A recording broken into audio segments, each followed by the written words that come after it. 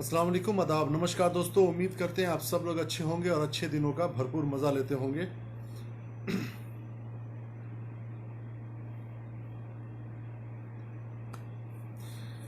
साथियों, आज लाइव में हम लोग, अगर आप लोग जितने भी लोग हैं जुड़ना चाहते हैं जुड़ सकते हैं।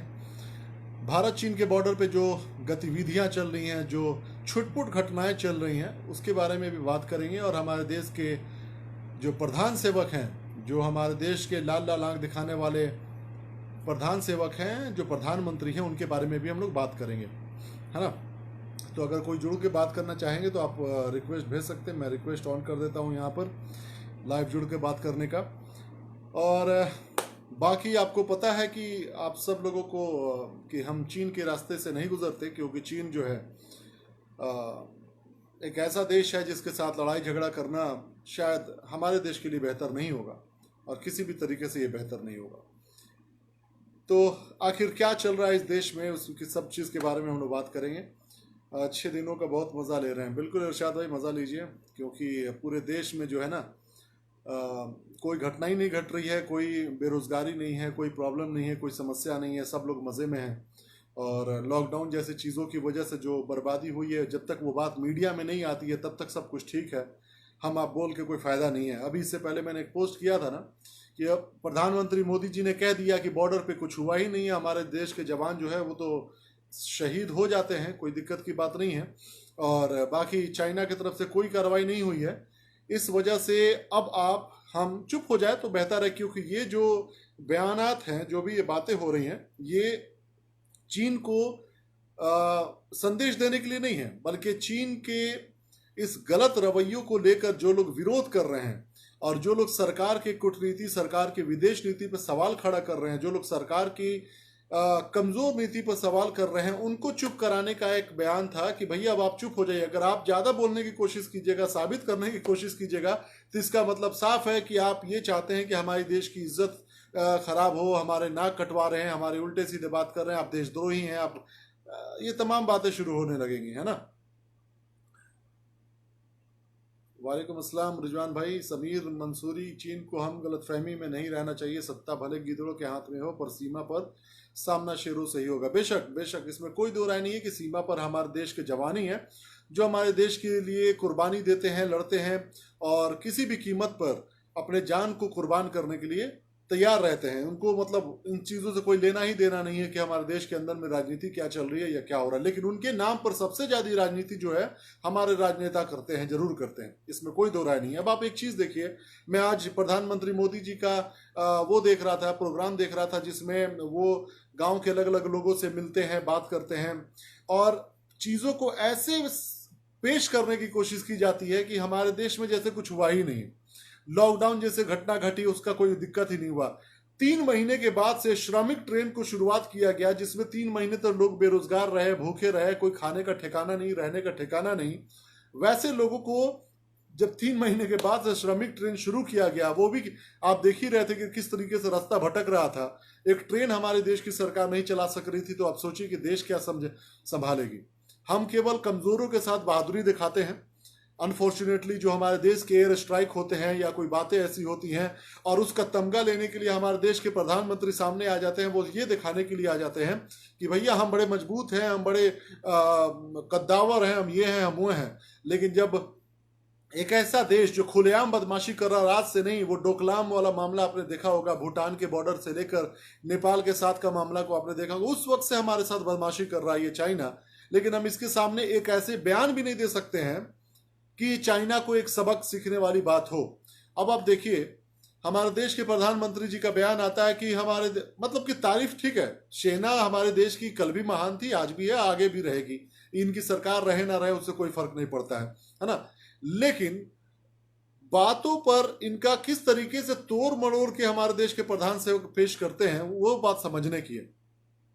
जब हमारे देश के लोग ये सवाल कर रहे हैं कि आपका कदम क्या उठ रहा है, आप किस तरीके से कदम उठा रहे हैं इस चाइना के घटिया कामों को लेकर, किस तरीके से हमारे देश के सैनिकों को उसने शहीद कर दिया, 20 के करीब हमारे देश के जवान शहीद हुए हैं, लगभग 100 के करीब घायल हुए हैं, और हमारी जमीन पर भी अब तो ये कहना होगा कि कब्जा नहीं हुआ है क्योंकि प्रधानमंत्री ने बयान दिया है कि नहीं, कोई इस तरह की बातें नहीं हुई हैं, तब ये बोलना भी मतलब कि बेकार है। अब आप बोलेंगे तो इसका मतलब ये होता है कि आप जानबूझ के कहना चाह रहे हैं, सरकार को नीचा दिखाने की कोशिश कर रहे हैं। लेकिन सच्चाई सब लोग जानते हैं। देश के अलग अलग बड़े बड़े मीडिया हाउसेज ने, द हिंदू ने और भी बहुत सारे चैनल ने, अखबार ने इस बात को छापा है कि आखिर हमारे देश के 10 से ज्यादा सैनिकों को उसने अगवा क्यों कर लिया था, और अगवा किया तो किस बेस पर छोड़ा गया। और अगर हमारे देश के अंदर में जब बॉर्डर का कोई इशू ही नहीं था, जमीन का कोई मसला ही नहीं था, तो हमारे देश के सैनिकों को अगवा किसने किया? क्या हमारे देश के लोग, या फिर चाइना में घुस के गए थे, या चाइना वाले हमारे देश में आकर उठा के लेके चले गए? इन तमाम बातों का तो कोई जवाब होना चाहिए ना। लेकिन भैया कोई बात नहीं, मीडिया में भी एकदम ऐसा लग रहा है कि विधवा हो चुके हैं ये लोग, सन्नाटा पसरा हुआ है, कोई बात नहीं, कोई सवाल नहीं, कोई कुछ नहीं।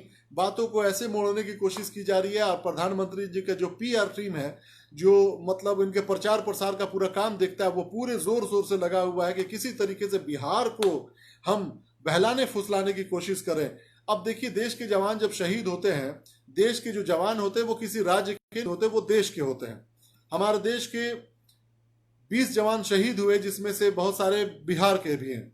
अब हमारे प्रधान सेवक एक स्पेशल नाम लेकर बिहार का, जिस बिहार को इन्होंने क्या क्या सपने दिखाए थे कि 50 लाख करोड़, इतना 1000 करोड़, 1.25 लाख करोड़, इस तरीके की बातें कर रहे थे। आपको अगर याद होगा कि जब इलेक्शन का समय था, मतलब बोली लगा रहे थे कि हमको कितना में बिकना है। उस बिहार के साथ बिल्कुल अछूता जैसा व्यवहार करने वाला सेंटर जो गवर्नमेंट है, आज अचानक से इसको बिहार के साथ बहुत प्यार नजर आ रहा है, बहुत प्यार उमड़ रहा है। जब जवान के साथ साथ हमारे जो गरीब हैं, जब दिल्ली से, हरियाणा से, राजस्थान से पैदल चल के परेशान होकर रस्तों से गुजर रहे थे और बेचारे अपने जानों को गंवा रहे थे, अपने माँ बाप को कंधों पे लेके चल रहे थे, अपने छोटे बच्चों को भूखे मरते हुए देख रहे थे, उस समय तो बिहार याद नहीं आया था कि मित्रों घबराओ मत, हम तुम्हारे लिए बस का इंतजाम कर देंगे। और जो लोग बस का इंतजाम कर रहे थे, जैसे कि प्रियंका गांधी ने किया था, आप उसको ही कम से कम चलवा देते तो कम से कम हजारों लोगों की जिंदगी बच जाती। कम से कम वो बेबस होके नहीं रोते। आपको पता है कि एक बेबसी कितनी बुरी चीज है? जिंदा रहना अलग बात है, बेबसी दिखाना, बेबस होना, ये कितना दुखों में लोगों को डाल देता है, इसका अंदाजा भी नहीं है हमारे प्रधान सेवक को। कहते आते हैं कि हम चाय बेचने वाले हैं, हम गरीब हैं, लेकिन गरीबों का कोई मतलब मायने नहीं है। आप दीवार खड़ा करवा देते हैं दूसरों को दिखाने के लिए कि हमारे देश में सब चंगा सी, लेकिन पता ये चलता है कि हमारे जब देश में कोई विदेशी आता है घूमने के लिए तो आप दीवार खड़ा करवा देते हैं। जब हमारे देश के जवान, गरीब और मजदूर जब बेचारे अपने घर को जा रहे होते हैं, पैदल चल रहे होते हैं, तो आप उनके लिए बस का इंतजाम नहीं कर पाते हैं। और 3 महीने के बाद से जब ट्रेन का इंतजाम करते हैं तो आप उस ट्रेन को इस तरीके से पेश करने की कोशिश करते हैं कि आपने बहुत बड़ा एक वरदान दे दिया था। देखिए, अब मैं इस पे ज्यादा कुछ नहीं बोलूंगा। सीरियसली मैं तो खुद अब लग रहा है कि बेकार है ऐसे नेताओं के बारे में बोलना, ऐसी पार्टी के बारे में बोलना जिसके अंदर में थोड़ा सा भी इस बात का एहसास नहीं है कि उनके शासन में, उनके शासन काल में जिस तरीके से लोगों को परेशानियां हो रही हैं, और हम उसको देखे बगैर अपने गुणगान करने में लगे हुए हैं। जब पूरा देश लॉकडाउन में परेशान था, मजदूर मर रहे थे, फिर भी आप 6 साल बेमिसाल मना रहे थे। कोई भी ऐसा बेशर्म इंसान अपनी शादी का सालगिरह नहीं मनाता है। इंसान अपने कई ऐसे केसेस सामने देखने को खबर मिली, कई अखबारों में आपने पढ़ा होगा, टीवी पे देखा होगा, वीडियो में देखा होगा कि लोग अपनी शादी को भी धूमधाम से नहीं मना रहे हैं। वो बेचारे ऑनलाइन ही कितने लोगों ने शादी कर लिया। कई लोगों ने बस गए, निकाह किया या शादी किया, वरमाला पहनाया और अपने घर की बहू को घर पे लेके चले आए। इस तरीके की चीजों को सादगी के साथ भी किया गया। लेकिन हमारे देश के प्रधानमंत्री, हमारे देश की भाजपा की सरकार 6 साल बेमिसाल मनाया रही थी, जब दूसरे तरफ सड़कों पे हमारे देश के गरीब मर रहे थे। मैं ये तमाम बातें क्यों कहता हूं? मुझे ये देखो, एक जिम्मेदार होना, एक जिम्मेदारी को संभालने के लिए जब किसी को चाबी हाथ में दिया जाता है ना, तो उनसे सवाल होगा, उनसे सवाल करना पड़ेगा। अगर इस सवालों को भूल कर आप अपने मस्ती में लगे रहेंगे तो लोगों के अंदर में केवल और केवल आपके लिए एक, पता है, मतलब निराशा ही बढ़ेगी। और ये निराशा बढ़ती जा रही है लगातार भाजपा और मोदी जी के खिलाफ। आपने देखा कि अगर बात बिहार की आती है, क्योंकि बिहार में इलेक्शन है, आपने आज भी देखा होगा कि बहुत सारे मजदूरों को बैठाकर एक महिला के सामने बात कर रहे हैं एक बहुत ही बेचारी इंटर क्लास पढ़ी हुई लड़की है भी नहीं है, वो तो वक्त पे पता चलेगा जब जांच होगी। आपको याद होगा कि पुण्य परसुन वाजपेयी जी ने एक बार इसी तरीके से एक महिला का इंटरव्यू चला दिया था, जिस महिला को इन लोगों ने बड़ी प्रचार प्रसार किया था कि खेती में इतना मुनाफा, खेती में उतना मुनाफा। जब उसका असली इंटरव्यू चलाया गया तो पुण्य परसुन वाजपेयी जी को अपनी नौकरी से हाथ धोना पड़ गया, है ना। उसी तरीके से बहुत सारे पीआर की टीम ने लोगों को बैठा दिया था और प्रधानमंत्री जी से बात कर रहे थे। प्रधानमंत्री पूछ रहे हैं कि ये बताइए आपके घर में सब कुछ ठीक है। अब वो बेचारे चुप है। जो बातें उसको सिखाई गई थी कि हाँ अब हम मधुमक्खी की खेती करेंगे, मधुमक्खी पालन का काम करेंगे, मधुमक्खी का ये करेंगे, बस जो बातें उसको सिखाई गई थी वो बोल रही थी वो। बाकी जो बातें कि आपको मुझसे कोई शिकायत, अरे भैया देश का प्रधानमंत्री और कहाँ एक गांव की ऐसी बेचारी भोली भाली महिला जो अपने गांव के सरपंच के सामने कभी नहीं बैठी होगी, वो प्रधानमंत्री के सामने उसकी शिकायत लेके बैठेगी। उसको राजनीति से इतना मतलब है। और जिसको शिकायत है, जो देश का विपक्ष है या देश के वैसे जागरूक नागरिक हैं या हमारे जैसे छोटे लोग हैं जिसको बहुत सारी शिकायतें, आप उसकी बात नहीं सुनते हैं। और वैसे लोगों को बैठा के शिकायत की बात कर रहे हैं कि आपको कोई शिकायत है। ये सब एक ड्रामा है, ये सब एक ड्रामा है। ये एक इलेक्शन की तैयारी का एक पहलू है जिसको लोग भले मुंह से नहीं बोल रहे हैं, लेकिन ये तैयारी चल रही है कि बिहार के लोग हम देखो बहुत अच्छा काम कर रहे हैं, बहुत इस तरह की बातें कर रहे हैं। देश के जो जवान शहीद हुए हैं वो बिहार के अब हो गए हैं। बिहार के लाल जो हैं, जो शहीद हुए हैं, उनकी शहादत खराब बेकार नहीं जाएगी। मतलब कि अभी तक देश के सैनिक थे, तो अगर देश के सैनिकों को अगर अलग अलग राज्य से देखा जाए तो गुजरात के कितने शहीद होते हैं, इस पर भी सवाल होना चाहिए, है ना। तो ये बहुत सारी बातें हैं जिसको लेकर अब आप चीन के बॉर्डर पे देख लीजिए, चीन के मैटर को आप देख लीजिए कि चीन के मैटर पे क्या आता है कि झालर वगैरह अब न जाने किस किस चीज का विरोध करते हैं कि ना ना आप चाइना के सामान को नहीं खरीदना है, चाइना को बाइकआउट करना है, चाइना के साथ वो करना है, चाइना के साथ ये करना है। उस जगह पर हमारे देश की सरकार, भाजपा की सरकार, एक सुरंग बनाने का कॉन्ट्रैक्ट लगभग 1200 करोड़ रुपए का वो देती है चाइना सरकार को। क्यों भाई? चाइना की कंपनी को। क्या आप एक छोटे छोटे, अच्छा एक छोड़ दीजिए सारी बातें, एक्शन की बातें और पुलिस का हमला, सैनिकों का हमला, एयर स्ट्राइक तो खैर हमारे देश के प्रधानमंत्री भूल गए होंगे कैसे फाइटर जेट उड़ाया जाता है, नहीं तो वो चले गए होते। अभी मेरा एक सवाल ये है कि जिस चीन ने इतना बड़ा कुकृत्य किया, हमारे देश के सैनिकों को शहीद किया, यार इसको कैसे भूल सकते हैं? कैसे इसको हल्के में जाने दे सकते हैं? कैसे इसका आप मतलब बिल्कुल निरंकुश होकर बैठ सकते हैं इसकी वजह से? एकदम मतलब ये बात समझने में आने की है ही नहीं। इसके अलावा एक ट्वीट तक नहीं, एक ऐसे बयान भी नहीं कि भैया एक एक होता ना स्ट्रॉन्ग बयान कि चाइना अगर इस तरह की बातें हो रही हैं तो बिल्कुल ये ठीक नहीं होता। चाइना के खिलाफ पूरी दुनिया है। हमारे देश का जो विपक्ष है वो भी खड़ा होकर बोल रहा, आपने देखा पहले राहुल गांधी जी ने भी बोला कि आप डरिए मत, आइए हिम्मत से सामने, तमाम लोग आपके साथ खड़ा है। चाइना के खिलाफ केवल देशी क्या पूरी दुनिया खड़ी रहती है, क्योंकि चाइना का जो काम है, जो घटिया उसकी नीति है, जो उसका कॉलोनिज्म वाला जो सोच है, वो आज तक वो लोगों के नजर में खटकता रहता है। अमेरिका ने वैसे ही उसको वैश्विक तरीके से और अर्थव्यवस्था उसकी जो है खराब करने के लिए उसको बहुत जगह चीजों से बैन कर रखा है, उसको निर्यात उसका बंद कर दिया हुआ है। अमेरिका तो कदम उठा लेता है, जापान के साथ इसका झगड़ा चलता है, अलग अलग छोटे छोटे देशों के साथ उसका झगड़ा चलता है चीन के साथ। चीन से तो पूरी दुनिया मतलब खफा है, परेशान है। तो आप देश की बात क्या, पूरी दुनिया आपके साथ होती। एक छोटा सा कदम तो उठा लेते, थोड़ा सा देखो, वायरस बीमारी से खुद चाइना भी परेशान था और चाइना ने कभी भी ये नहीं कहा कि हमने ये बीमारी फैलाई है या किसी के पास सबूत ऐसा हो कि चाइना को बोल सके कि चाइना ने इस जानबूझ के वायरस को फैलाया है। लेकिन इस बात को बोलने वाला कोई नहीं था। हिम्मत किसने दिखाई? अमेरिका के राष्ट्रपति ने दिखाया कि ये चाइनीज वायरस है। उसी ने, मतलब कहने का क्या मतलब है कि यार हम तो यहाँ पे डायरेक्ट भुक्तभोगी हैं। अमेरिका के किसी सैनिकों को उसने शहीद भी नहीं किया होगा, मारा भी नहीं होगा चाइना ने, फिर भी अमेरिका कितना एग्रेसिवली उसके खिलाफ खड़ा रहता है। लेकिन हमारे देश के अंदर में घुसकर चाइना ने हमारे देश के सैनिकों को शहीद कर दिया, क्योंकि प्रधानमंत्री मोदी के हिसाब से कोई जमीन पर किसी भी तरह का कब्जा किसी का नहीं हुआ है ना। तो इसका मतलब साफ है कि हमारे देश के अंदर में घुसकर चाइना ने हमारे देश के जवान को शहीद किया होगा। मतलब उसने एयर स्ट्राइक किया होगा हमारे देश में, उसने सर्जिकल स्ट्राइक किया होगा हमारे देश में। कहने का मतलब यही है ना। और हमारे देश के प्रधानमंत्री एक बयान तक नहीं दे पा रहे हैं टाइट, स्ट्रांग मजबूत सवाल नहीं कर पा रहे हैं कि देखो चाइना, तुमने जो किया है वो घटिया हरकत है और हम इसका बदला लेंगे। मतलब ये तक नहीं बोल पा रहे हैं। हम किसके साथ मजबूती दिखाएंगे, हम किसके साथ बहादुरी दिखाएंगे?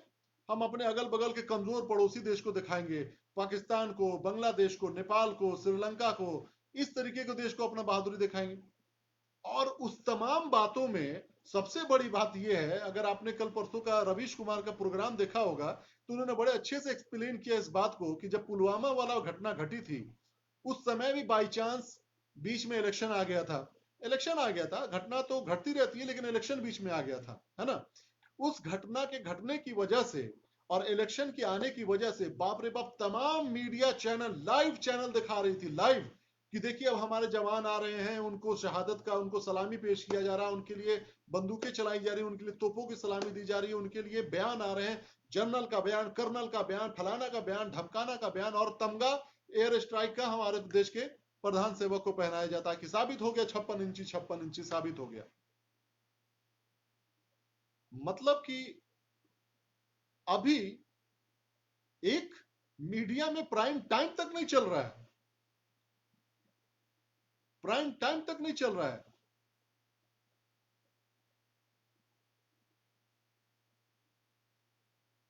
ये एक इतने बेशर्मों वाली बात है। और ऐसे अंधभक्त और जो जाहिल किस्म के लोग हैं, इसमें भी हिंदू मुसलमान की एंगल ढूंढ लेंगे। ये देश के साथ ये अंधभक्त है ना, सबसे बड़े गद्दार हैं, ये सबसे बड़े गद्दार हैं। ये कभी भी सही के साथ खड़े नहीं होंगे, ये कभी भी सही सवाल लेके खड़े नहीं होंगे, ये कभी भी जो जिम्मेदारियां हैं लोकतंत्र के अंदर में सरकार के ऊपर में, उससे सरकार से सवाल नहीं करेंगे। ये इतने बड़े गद्दार हैं। यहां पर भी आके अभी कुछ लोग कमेंट कर रहे हैं, अब ये हिंदू मुसलमान का मैटर को लाने की कोशिश कर रहे हैं, लेकिन मैं एक बार बार बार कह रहा हूं तमाम लोगों से कि ये जितने भी अंधभक्त हैं और ये जितने भी इनके पाले हुए, जितने भी गले में पट्टा बांधे हुए कुत्ते हैं, इन लोगों से कभी भी हिंदू मुसलमान सिख ईसाई जैसे मैटर पे आप लोग बिल्कुल मत उलझिए। ये लोग पूरी कोशिश कर रहे हैं अलग अलग। देखिए, अगर आप लोग पैनी नजर रखेंगे ना, ये बात वही लोग समझ सकते हैं, वही लोग महसूस कर सकते हैं कि किस तरीके से पूरे देश में हर तरीके से कोशिश की जा रही है हर एक घटना को एंगल देने का, हिंदू मुसलमान का एंगल देने का, हिंदू मुसलमान का, चाहे वो किसी के सुसाइड का मामला हो, चाहे वो किसी की हत्या का मामला हो, चाहे वो कोई तरह की घटना का मामला हो। तमाम चीजें एक बार कोशिश हो रही है कि हर चीज में एक एंगल दिया जाए हिंदू मुसलमान का, और इस चीज को आपको नहीं होने देना है, ना आपको उसको सब्सक्राइब करना है। वैसे लोग को और वैसी बातों को आपको बिल्कुल भी ध्यान नहीं देना है। एकदम ये कोशिश करना है कि आप अपना स्टैंड क्लियर रखें कि हमारे जो मुद्दे हैं, जो हमारे देश के अंदर के मुद्दे हैं, हम उन मुद्दों पे सिर्फ बात करें, हम उन मुद्दों पे सवाल करें। बिल्कुल भी आपको नहीं। अभी बिहार का इलेक्शन आने वाला है, बाई चांस देख लीजिए, अब ये जो घटना घटी है और इसमें बिहार के लोग शहीद हुए हैं, बाई चांस उसी वक्त बिहार का इलेक्शन आने वाला है। तो हमारे देश के प्रधान सेवक भी बेचारों को थोड़ा सा दिल में मोहब्बत उमड़ गई है बिहार को लेकर, इसीलिए बिहार के जवानों को वो थोड़ा सा ज्यादा याद कर रहे हैं। समझ सकते हैं, बेचारे देश प्रेमी है ना वो, आखिर, है ना? तो कहने का मतलब यह है कि हमारे देश के अंदर में जो अहम मुद्दे हैं उसको ना मीडिया उठाने की कोशिश कर रही है, ना ये अंधभक्त कभी भी उस तरह चीजों पे सवाल कर पाएंगे। आपको मुझे एक जागरूक नागरिक होने के नाते ये सवाल करते रहना होगा। और याद रखिएगा, ये लोग बड़े ही खतरनाक तरीके से साजिश करने वाले वो लोग हैं जिनके हाथ में पावर आ चुकी है, जिसके हाथ में सत्ता आ चुकी है। वो लोग कुछ भी कर सकते हैं, किसी भी हद तक जा सकते हैं अपने मतलब की चीजों को सिद्ध करने के लिए, अपने मतलब को सिद्ध करने के लिए। आपको मैं कल भी एक बात बताया था कि आप समझिए साइकोलॉजिकल गेम को, दो चीजें खड़ी की जाएंगी। पहली चीज तो वो जिस पे आपको यकीन हो जाएगा कि ना, इस तरीके के करने की वजह से हमारे देश के इस नेता की लोकप्रियता बढ़ गई है, इसलिए लोगों ने उनको चुन लिया। जैसे एयर स्ट्राइक जैसी भाषा, 56 इंच जैसी भाषा, हमने घर में घुस के मारने वाली भाषा, ये तमाम चीजें जो है ना, पीआर का जो काम करते हैं, जो लोग कंपनी इनको बैठा के रखे हैं, किस तरीके से प्रचार प्रसार करना है, उस पर स्ट्रेटजी बनाओ, उस पर प्लानिंग करो, और उसका प्रचार प्रसार मीडिया को गले में पट्टे बांध कर कैसे करवाना है, वो तमाम चीजें की जाती हैं। और उसके पीछे में साजिशें चलती हैं कि कैसे चोरी करना है, कैसे छोटे छोटे चुनाव आयोग के कार्यों को खरीद लेना है, कैसे ईवीएम मशीन को बदल लेना है, कैसे उसके साथ छेड़खानी कर देना है। ये तमाम चीजें होती रहेंगी, लेकिन आपका ध्यान उधर नहीं जाएगा, क्योंकि आपको इस बात को साबित करने के लिए कि नहीं ये वाला नेता इसलिए प्रसिद्ध है, इसलिए लोग उसको वोट दिए हैं क्योंकि उसने इस तरह का सर्जिकल स्ट्राइक किया, इसने एयर स्ट्राइक किया, उसने ये किया, इसने वो किया। आपके पास एक स्ट्रॉन्ग